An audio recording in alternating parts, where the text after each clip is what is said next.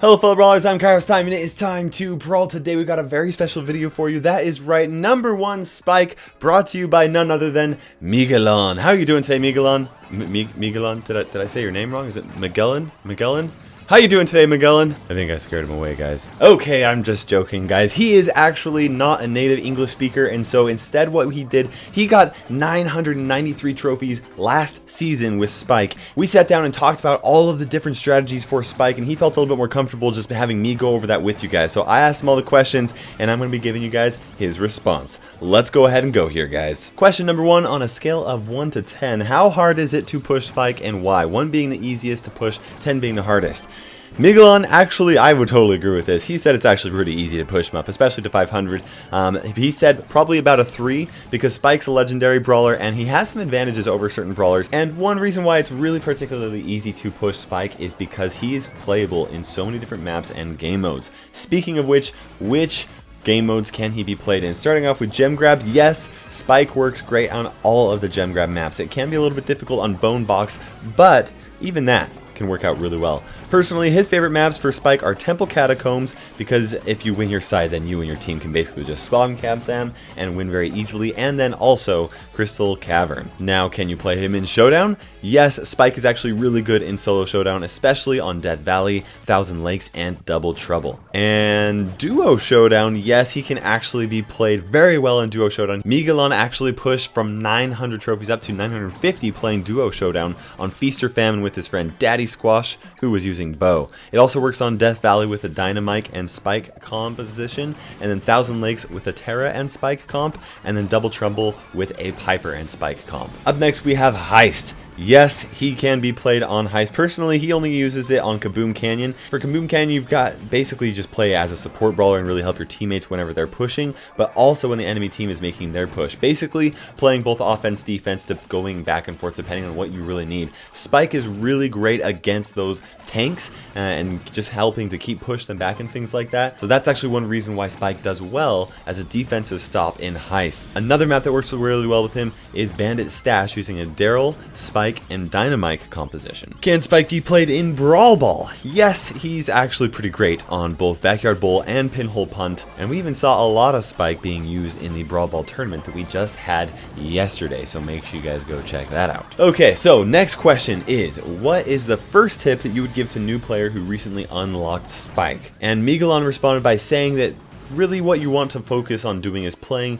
Spike as a type of a support brawler, okay? You really want to also make sure that you're never just spamming your shots or throwing out all 3 of them at a time, or even really using auto-aim. When I asked Miguelon if he does use auto-aim, he said that he does not use it very much with Spike. Even when you're getting really close up, Miguelon tends to aim his shots. Although I will say though, when you are getting close up to those enemy brawlers, there's nothing that quite deals as much damage as Spike does, landing off 3 quick shots like that. Now Miguelon did want to emphasize the fact that you should always save at least 1 or 2 Spike balls, just in case you need them to get that last little bit of a kill. What you should do is you should really focus on using 1 shot, kind of like to deal a little bit of damage if you can, and then as soon as you find an enemy brawler that is within range of getting taken out, that is when you go ahead and unleash all of your shots and take them out. The next question I asked him is, what tips would you give to somebody who really wants to become a master of Spike? Okay, first of all, he mentioned using your star power and really focusing on using those in 2 different roles. Okay,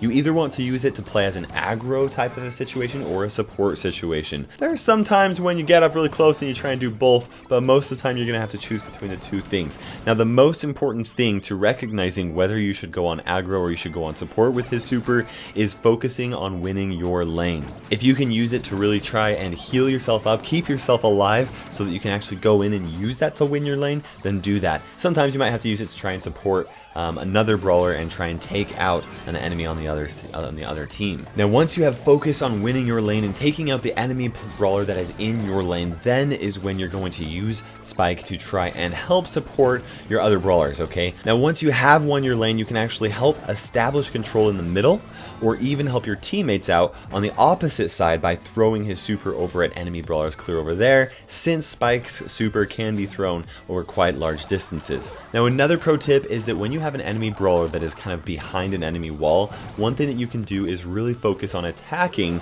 on those corners of that wall. Now you don't want to just waste your ammo, but if you do have all 3 shots available, then you can use that 3rd shot to throw it at that corner, not directly at the corner, right around the corner, so that if the enemy brawler does happen to peek around at that time, they'll basically just find themselves with a spike ball in their face. On top of that, a lot of times if you aim it correctly, you can actually use his shot to land some thorns to deal some damage to kind of keep them pushed back. Now, as far as some other tips that Miguelon had for playing Spike, he said one of the things that you really want to focus on doing is learning how to play against brawlers that don't necessarily counter Spike, but do tend to give you some issues, like Terra or Nita in some situations. Now, in order to really focus on winning against these brawlers, you need to make sure that you're always keeping your distance and always focusing on shooting and reloading correctly. You never want to waste 2 shots unless you're sure that you're going to be at least hitting one of those shots, because even if you just miss 2 or worse all of your shots, the enemy brawler is going to have a very easy time to get close and defeat you without a problem. It's not necessarily that Terra or Nita counters Spike, it's just the fact that Spike has such a slow reload speed that if he doesn't have any ammo,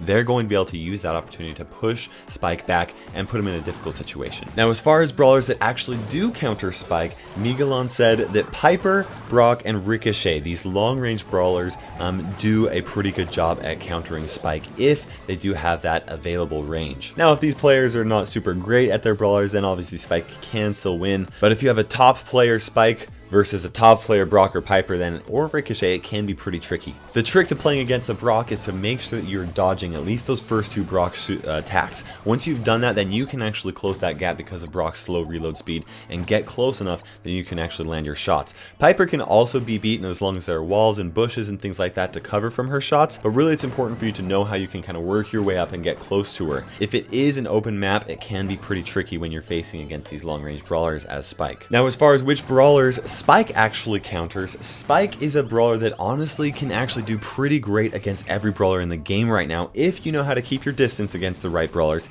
and if you know how to get close enough to those brawlers that might give you issues from a distance. It really does come down to using your shots wisely to damage the enemy while not taking damage yourself. So one question that I had from Miguelon is, how often do you actually just throw your attack when you know that the entire spike ball will hit on the brawler?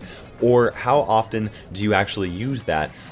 You throw it and hoping that those spikes will actually come out and hit an enemy brawler. He said that when an enemy brawler is not in range of the actual ball, but he thinks that he can actually help keep them from a distance or actually help finish them off with those final thorns, that he will use that. Otherwise, most of the time he actually focuses on just using that spike ball. But if the opponent is close enough that Spike can actually land a full shot on an enemy brawler, that's obviously the best situation, because then there's a chance that 2 or even sometimes 3 spikes will actually deal damage to an enemy brawler, which is insane amounts of damage. Now, the next question that I asked Miguelon is, what are your best tips for using Spike's super? And he actually gave us 6 different tips on how to use it. Now, the first tip is to not use auto aim for Spike's super. You should always try to aim and trap enemy brawlers, particularly if you can. Focus on using it when you can actually take out 2 brawlers at a time with it. Now, he did say that there are some times when you do want to just use that super to try and really focus on winning your lane, and that's definitely a useful situation, particularly if you're able to use it to then recharge up your super so that you can then once again use your super to help support other teammates. The second tip, if the enemy brawler is in your lane and you are both low on health, rather than using Spike's super on the enemy brawler, what you should actually do is focus on using his super to heal himself so that he then has enough HP to take out the enemy brawler. One really important thing to Brawl Stars is focusing on maintaining presence in the match. If you get taken out, even if you take out the enemy brawler, that doesn't really give you much of an advantage, but if you can take him out while keeping yourself alive, that is the best situation possible. And honestly, it's better to focus on keeping yourself alive before taking out enemy brawlers, which is why healing yourself first is the best situation. The third tip to using Spike's super, if the enemy is right behind a wall that you're kind of close up to, you can actually throw Spike's super at the wall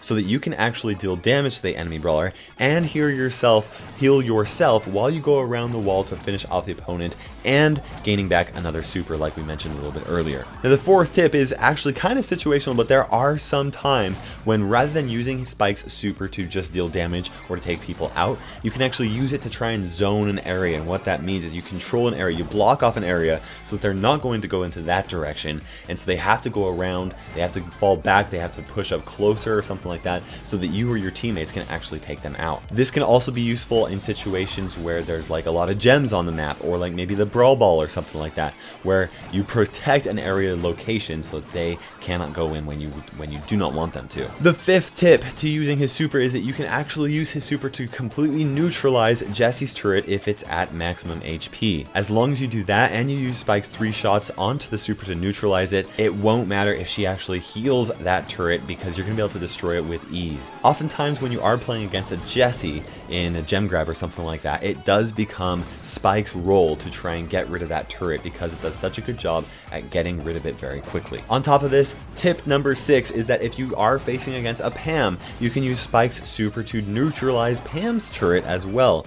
Typically, there's going to be a lot of enemy brawlers that are kind of like focusing around, kind of like healing themselves in that little station. And when they get bunched up in there, you use that super onto that location, you're going to be able to take them out as well as the turret at the same time, which will definitely help you turn the tide. Finally, Miguelon wanted to definitely give a shout out to all of the players that are in this gameplay going on right now. Thank you for helping him push up, and also to the people that were not in the gameplay, including Camp, Duncan, Samiz, Jon Snow, and Azuna J. He says thank you for the interview, and I say thank you to him as well for the amazing Spike tips and also for the fantastic gameplay going on right here, guys. I hope you enjoyed this video. Make sure you drop a comment in the section below letting me know which brawler you want for a #1 pro interview next time. For now, this is Miguelon and KairosTime ticking by, and we will see you in Brawl Stars.